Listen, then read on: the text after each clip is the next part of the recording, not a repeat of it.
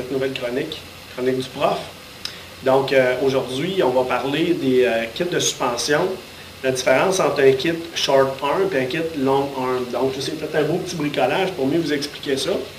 On va regarder un peu qu'est-ce qui se produit avec les deux types de suspension pour être capable de peser les pour et les contre dans l'achat de un ou de l'autre.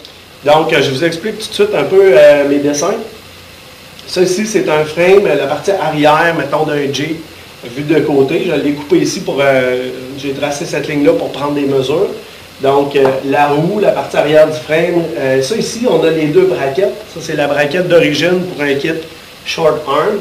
Puis là, j'ai relocalisé une braquette pour le kit long arm. C'est souvent ça qu'il faut faire. J'ai tracé une ligne ici pour toujours repérer le centre de la roue. Dans mon deuxième dessin, c'est la même partie du frame, mais vue des dessus.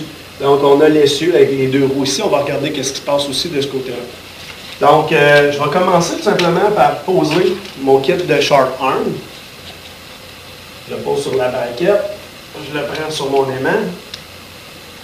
Donc, d'origine, le Jeep, il vient arrangé à peu près comme ça. On va mesurer juste pour voir qu'est-ce qui se passe avec le wheelbase. Donc, on a un 23 pouces installé comme ça.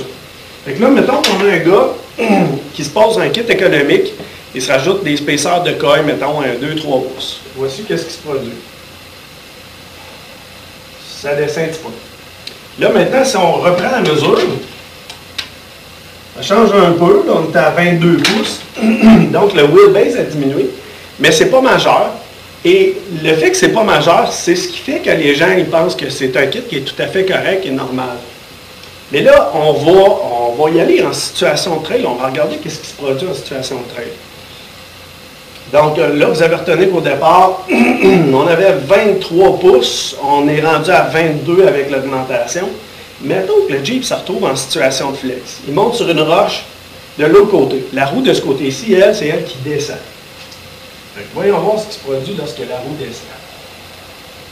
Mettons en flex maximum, elle serait rendue à peu près comme ça.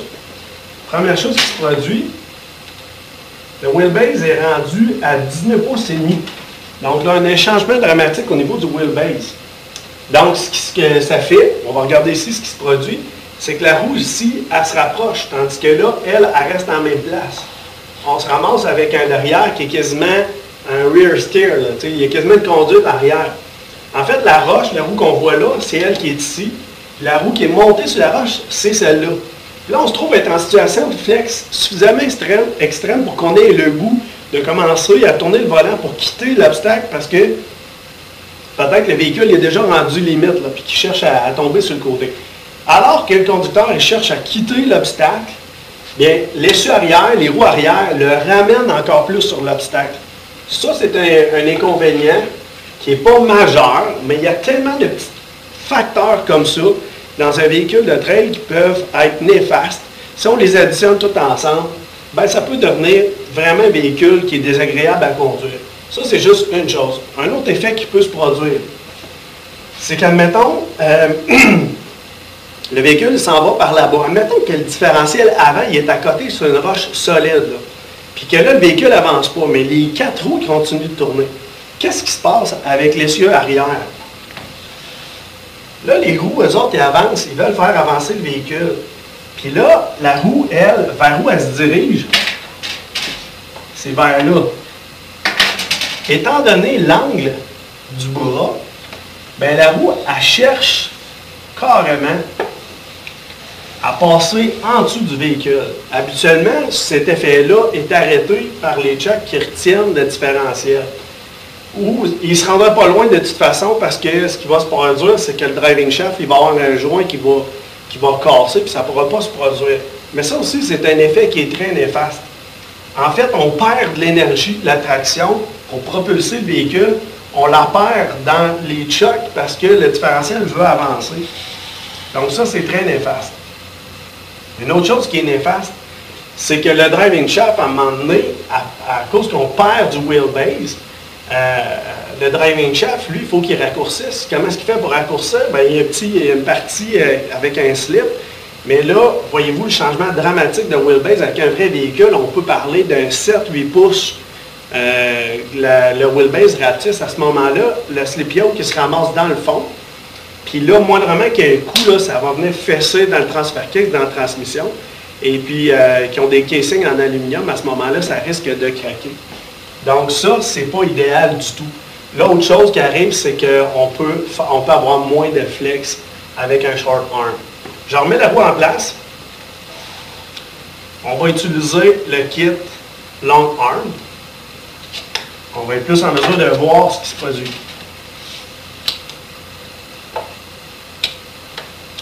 Donc là, on a un kit long arm. Là, il est vraiment bas. Mettons que le véhicule est monté un peu. Comme ça, voyez-vous, le bras il est beaucoup plus droit. Donc, si le véhicule avance, ça pousse sur le bras, qui pousse à la braquette, qui fait avancer le frein et le véhicule au complet. Donc, à ce moment-là, beaucoup moins de risque que le différentiel passe en dessous. L'autre chose, c'est lorsqu'on descend, la roue elle reste beaucoup plus reculée. Regardez, même comme ça, le wheelbase est à 21, 21,5. Donc, c'est beaucoup moins pire pour le driving shaft. Moins de chances que le driving shaft il vienne cogner dans le fond sur le transfer case. Aussi, regardez, ça descend, une possibilité de descendre plus bas, beaucoup plus bas. Même ce que je vais faire, c'est que j'enlève tout ça. Je vais prendre un compas pour tracer le parcours du différentiel dans les deux situations. Donc, la roue est vis-à-vis de ma ligne. Je le mets pour le kit short arm. Okay. Vis-à-vis de la ligne, la roue elle se trouve être à peu près là, au départ. Regardez bien ça, la trajectoire lorsque le véhicule, lorsque la suspension descend. Donc, voyez-vous, là, à partir d'ici, c'est impossible de descendre plus bas que ça. Je dirais que le maximum que le véhicule va pouvoir aller, c'est dans ce coin-là. On va y aller avec le long arm maintenant. Je pars à la même place. Là, voyez-vous, là, on pourrait même continuer à descendre. Il peut descendre beaucoup plus bas.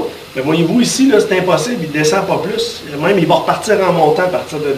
Tandis qu'ici, là, avant qu'il reparte en montant, on aurait pu le rendre là. Ça ne se rend jamais là, à cause que c'est habituellement les amortisseurs qui limitent le parcours que le différentiel fait.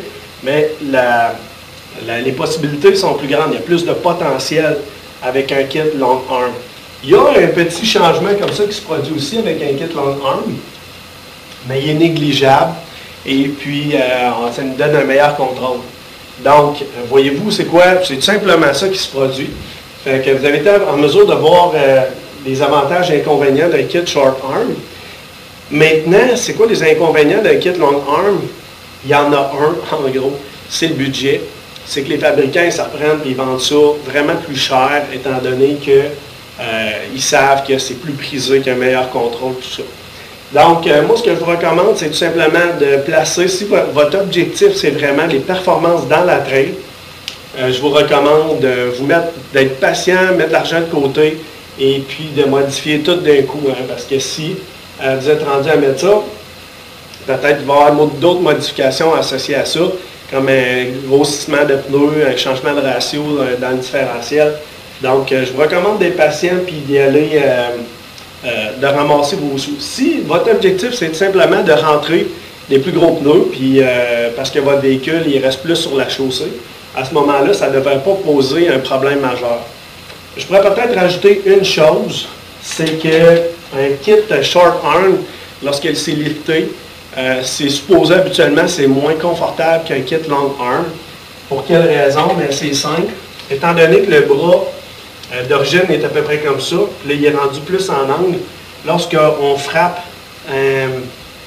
lorsqu'il y a un coup qui est donné ici, il y a une partie du choc il faudrait que le choc soit peut-être absorbé par le col, mais il y a une partie du choc qui s'en va sur le bras. Regardez comme ça, c'est beaucoup plus clair que si ça cogne ici en dessous, il y a une partie du choc qui s'en va là. Donc, dans une suspension long arm, cet effet-là est beaucoup moins, on le voit moins, là, donc ça arrive beaucoup moins. Donc, c'est plus confortable aussi. Ça, c'est un autre effet qui peut être, qu'on peut ressentir même sur la chaussée. Donc, c'est à peu près ça. J'espère que ça peut vous donner un coup de pouce. Si vous avez aimé la chronique, si vous ne l'avez pas aimé, laissez-moi un commentaire ici en bas. Et puis, si vous avez d'autres suggestions de chroniques aussi, vous pouvez m'écrire ça ici en bas. Sur ce, ben, merci. Salut.